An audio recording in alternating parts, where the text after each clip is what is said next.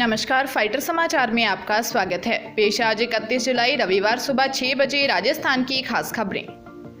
श्रीगंगानगर जिले के सूरतगढ़ रोड पर राजकीय चिकित्सालय के साथ मेडिकल कॉलेज के निर्माण के दौरान हादसा हो गया। हादसे में महिला श्रमिक की मौत हो गई। मिली जानकारी के अनुसार मेडिकल कॉलेज में निर्माण कार्य चल रहा है। इसमें अनेक पुरुषों के साथ साथ महिला श्रमिक भी लगी हुई हैं। आज 7वीं मंजिल पर काम चल रहा था। इस काम में इंदिरा कॉलोनी में रहने वाली 30 वर्षीय ममता नामक महिला श्रमिक भी काम कर रही थी। काम करते समय ममता का पांव फिसल गया और वह जमीन पर आ गिरी। उसे गंभीर हालत में राजकीय चिकित्सालय ले जाया गया, जहां चिकित्सकों ने उसे मृत घोषित कर दिया। राजस्थान में एटीएस की टीम देर रात से छापेमारी कर रही है। जयपुर समेत अन्य कई जिलों में एटीएस टीमों ने अपने अफसरों के निर्देशों पर संदिग्धों को उठाया है। उनके खिलाफ जांच पड़ताल की जा रही है। एटीएस के इस सीक्रेट मिशन के बारे में फिलहाल कोई भी अफसर जानकारी नहीं दे रहा है। चुनिंदा अफसरों को छोड़कर अधिकतर स्टाफ के फोन बंद हैं। एटीएस जयपुर की टीम ने देर रात टोंक में और उसके बाद सवाई माधोपुर जिले में भी कार्रवाई की है। एटीएस की कई टीमें बनाई गई हैं। इन टीमों में चुनिंदा अफसरों के साथ ही स्पेशल कमांडोज, हथियारबंद जवान और लोकल पुलिस है। जयपुर समेत कई जिलों में छापेमारी के दौरान संदिग्धों को जिन थानों में रखा गया है, उन थानों में भी भारी पुलिस बंदोबस्त किया गया है। चूरू जिले के सुजानगढ़ शहर में सोने चांदी का काम करने वाले ज्वेलर ने ट्रेन के आगे आकर आत्महत्या कर ली।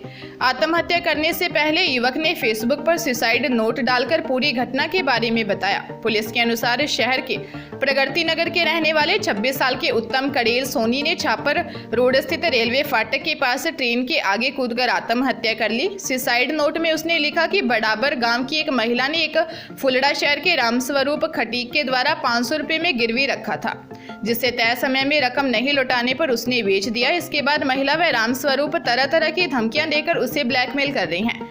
उसे SC/ST एक्ट में फंसाने के साथ रेप के केस में फंसाने की धमकियां दी। उत्तम ने परेशान होकर 70,000 रुपये दिए। बाद में महिला और रामस्वरूप ने 1 लाख रुपए और मांगे, जिसके बाद उत्तम ने डिप्रेशन में आकर सुसाइड कर लिया।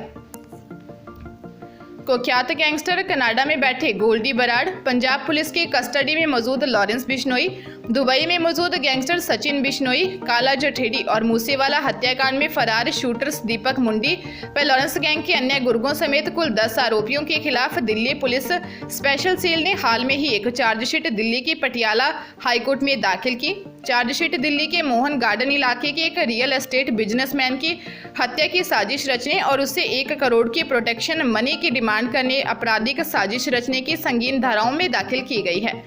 मोहन गार्डन इलाके में 30 मार्च 2021 को एक बिजनेसमैन ने के दफ्तर पर गोल्डी, लॉरेंस बिश्नोई और सचिन बिश्नोई के गुर्गों ने एक शूट आउट को अंजाम दिया था, जिसमें बिजनेसमैन के दोनों पैरों में गोली लगी थी। इस मामले में दिल्ली पुलिस स्पेशल सेल ने 5 शूटर्स को राजस्थान के हनुमानगढ़ और श्रीगंगानगर से गिरफ्तार किया गया था। नीमच से गैंग के एक हथियार सप्लाई करने वाले आरोपी की गिरफ्तारी हुई थी।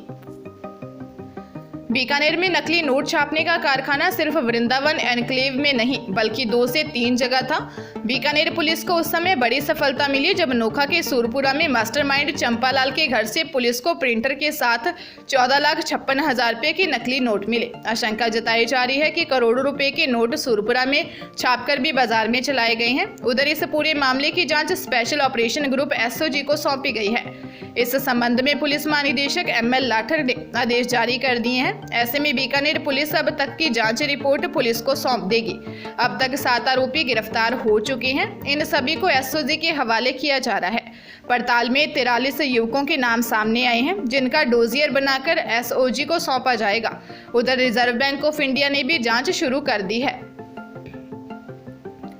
कोटा जिले में छेड़छाड़ के मामले में न्यायालय पोक्सो क्रम 3 के विशेष न्यायाधीश दीपक दुबे ने आरोपी राहुल महावर को 5 साल का कठोर कारावास सुनाया है। सजा के साथ ही उस पर 5,000 का जुर्माना भी लगाया है। विशेष लोक अभियोजक ललित कुमार शर्मा ने बताया कि बालाकुंड निवासी राहुल महावर के खिलाफ आरोप था कि उसने 12 नवंबर 2020 को फरियादी की 12 साल की नाबालिग बेटी के साथ छेड़छाड़ की थी। दादाबाड़ी पुलिस ने मामले में अनुसंधान के बाद आरोपी के खिलाफ न्यायालय में चालान पेश किया था। अभियोजन पक्ष की ओर से 8 गवाहों के बयान करवाए गए हैं।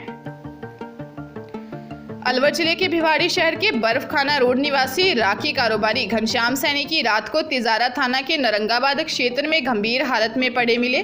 उन्हें उपचार के लिए अलवर के राजीव गांधी अस्पताल लाया गया, जहां चिकित्सकों ने मृत घोषित कर दिया। उनके पैरों में गोली मारकर हत्या करने का मामला सामने आया है।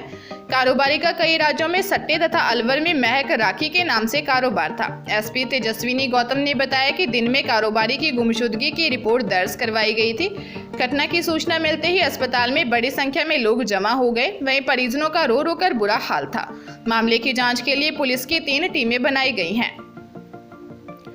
Central board of secondary education CBSE की ओर से शैक्षणिक सत्र 2022-23 में कक्षा 10वीं और 12वीं की बोर्ड परीक्षाएं पुराने पैटर्न पर करवाई जाएंगी। बोर्ड ने इस बार परीक्षाएं 31 मार्च से पहले कराने की घोषणा पहले ही कर दी है। कोर्स नवंबर तक पूरा करवाना होगा।